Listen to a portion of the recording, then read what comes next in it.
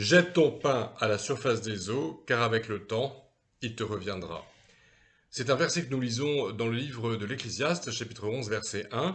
Et c'est un livre donc qui a été écrit par le roi, le troisième roi d'Israël, le roi Salomon.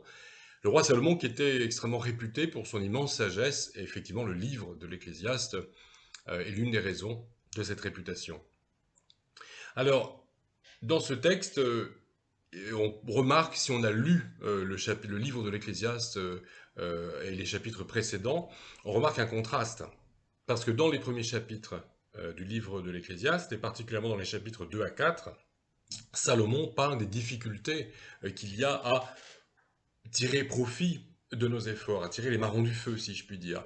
Il nous dit par exemple que tout est vanité sous le soleil, ce sont des versets qui sont bien connus, et que il est difficile de jouir d'un résultat, du résultat de la peine que l'on a prise sous le soleil. Et voilà que finalement il nous dit qu'il est quand même possible de gagner son pain à la sueur de son front, et ce pain quelque part de le jeter à la surface des eaux. C'est-à-dire qu'il y a évidemment là deux symboles, le pain et la surface des eaux. On ne peut pas prendre ce verset au pied de la lettre, parce que si on jette littéralement du pain dans l'eau, bien le pain va se dissoudre et sera mangé par les poissons s'il y en a. Mais il faut comprendre les symboles qui sont là, la lumière de l'utilisation qui est faite de ces symboles dans d'autres passages de la Bible. Donc voilà le pain qui est le fruit du travail, le fruit d'un effort raisonné, rationnel. Il ne s'agit pas de se lancer, donc jette ton pain, de lancer un projet avec n'importe quoi, sans avoir fait un travail rationnel en amont du projet. C'est un verset qui est plein d'espoir. Ça veut dire qu'en effet, malgré tout ce qui a été dit dans les premiers chapitres du livre de l'Ecclésiaste, il y a tout de même l'espoir d'avoir un retour de nos efforts, et un retour lorsque nous lançons dans un projet qui a été savamment mûri préalablement. Jacques, le frère de Jésus, nous dit dans le chapitre 4, verset 17 de son épître, celui qui sait faire le bien et ne le fait pas commet un péché. Ça, c'est très intéressant. C'est-à-dire que c'est même un commandement divin que que d'agir, et que d'agir en faveur de son prochain. La mer dans la Bible, c'est souvent un symbole d'instabilité, mais c'est aussi le symbole de la foule dans ce cas-là, d'instable, et dans ce cas-là d'incertain. Beaucoup comprennent ce verset, c'est le cas de la Bible annotée par exemple, comme un appel à la bienfaisance. Jette ton pain, c'est-à-dire donne ce qui leur est nécessaire à la surface des eaux, c'est-à-dire aux gens qui sont aux masses, et c'était le cas à l'époque de Salomon, aux masses qui sont nécessiteuses. Donc c'est un appel aussi à la bienfaisance.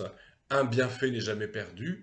Donne, et ta récompense sera grande dans les cieux, comme nous le dit le Seigneur Jésus. Ça peut également être une interprétation et une application de ce verset. Il y a tout de même également un appel à la prudence, parce que certes, il est bon après avoir fait des efforts, d'investir nos efforts dans un projet, dans la foi en Dieu, mais évidemment, il ne s'agit pas d'agir n'importe comment, et de se lancer à corps perdu dans un projet qui n'est pas prometteur et qui ne servirait à rien, qui serait une perte de temps. Il y a souvent chez les chrétiens, je le remarque, deux attitudes opposées par rapport à cette idée de faire un projet. Certaines personnes se lancent à corps perdu sans réflexion et souvent se plantent, parce que sous prétexte que Dieu a ouvert les portes, Dieu m'a dit, j'ai la conviction d'eux. Et puis d'autres personnes attendent d'avoir la conviction, attendent que Dieu leur parle avant de se lever de la chaise et d'agir. Il y a ces deux extrêmes. C'est-à-dire que beaucoup de gens sont très inactifs parce qu'on a peur de l'échec, et on a peur que déjà qu'un projet non mené à bien, ce soit un échec, et qu'on considère aussi qu'un échec, c'est forcément un péché. Et je crois qu'il y a là deux erreurs. Un projet qui n'est pas mené à bien, ce n'est pas forcément un échec. On peut tirer un grand profit du cheminement, et d'un cheminement non abouti. On se lance dans un projet, moi ça m'est arrivé dans ma vie, comme c'est arrivé sans doute à certains d'entre celles et ceux qui écoutent cette capsule. On a un projet, on n'a pas été jusqu'au bout, mais finalement on est très content de ce qu'on a vécu pendant la mise en place, les rencontres qu'on a faites, les choses que l'on a faites, les bénédictions que l'on a obtenues de la part de Dieu alors qu'on essayait de mettre en place un projet qui finalement n'a pas donné grand-chose. Donc un projet non abouti n'est pas forcément un échec ou n'est pas forcément stérile. Et par ailleurs, l'échec, ce n'est pas non plus forcément un péché. On se trompe, nous sommes limités par notre nature humaine, Dieu nous accompagne, mais ce n'est pas forcément péché que de se tromper et de se planter. Donc si nous arrivons à nous retirer de l'idée que nous devons absolument tout réussir parce que sinon ça veut dire que Dieu n'est pas avec nous, si on arrive à se retirer cette idée-là, alors nous arriverons plus facilement à mettre ce verset en pratique, à investir le fruit de nos efforts, le fruit de notre réflexion dans des projets. Et d'une façon ou d'une autre, Dieu nous accompagne et nous permettra, d'une façon ou d'une autre, et permettez-moi l'expression, de tirer les marrons du feu. Alors, ce qui est très intéressant également, c'est de savoir comment les choses se sont terminées pour Salomon. C'est quand même assez cruel. Salomon, le grand sage, qui a donné, sous l'inspiration de Dieu, de grands conseils à l'humanité, dans le livre de l'Ecclésiaste, dans le livre des Proverbes, eh bien, Salomon, et puis, oui, enfin, il y a eu d'autres écrits qui ne sont pas dans toutes les éditions, en tout cas de la Bible, qui ne sont pas reconnus comme inspirés par les juifs et les protestants, mais qui sont dans les Bibles d'édition catholique ou écuménique et qui sont considérés comme ayant été écrites par Salomon également. C'est une autre histoire. Mais en tout cas, voilà, sa grande sagesse est parvenue jusqu'à nous. Et voilà que la Bible nous raconte que Salomon a mal fini. Dieu a utilisé Salomon, nous croyons, nous recevons comme inspiré certains de ses écrits. En tout cas, patatras, Salomon a chuté du fait de sa sexualité débridée. Et il s'est tourné vers les îles. Non, il a d'abord chuté sexuellement en accumulant les concubines. Et puis il s'est de ce fait, par la suite, comme conséquence de sa vie débridée sexuellement, tourné vers les idoles païennes. Imaginez le topo. Alors c'est quand même extrêmement surprenant. Dieu utilise et il écrit les choses folles du monde et puis surtout on peut chuter, on peut tomber, il faut prendre garde lorsqu'on marche avec le Seigneur de ne pas trébucher.